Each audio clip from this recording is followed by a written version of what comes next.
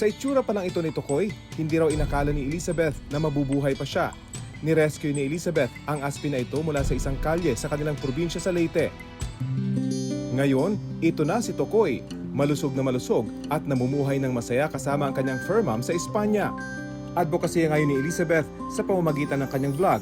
Dumami sanang mag-rescue sa mga inaabandonang aso, lalo na ang mga aspin o asong Pinoy. Para maipakita po sa lahat na pwede naman po palang pahalaga natin ang asong Pinoy. Hindi lang po yung mga may breed. Aminado si Elizabeth, mahirap sa umpisa ang mag-alaga ng rescue dog, lalo na sa kondisyon noon ni Tokoy. Sinuklian naman ni Tokoy ang tiyaga at pagmamahal ni Elizabeth na na-diagnose na may anxiety disorder.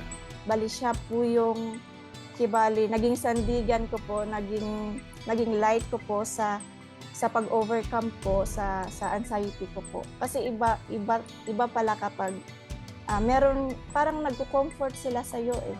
Kaya nang magkaroon ng scholarship sa Espanya para mag-aral, hindi nagdalawang isip si Elizabeth na isama si Tokoy. Sa Espanya, guwapo raw ang tawag ng mga Espanyol kay Tokoy.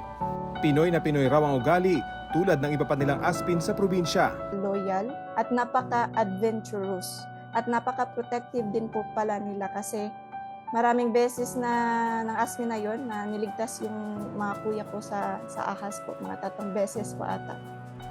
Tulad ng pagtanggap at pagmamahal na nararanasan ni Tokoy sa Espanya, sana raw ganito rin ang maranasan ng mga aspin sa Pilipinas.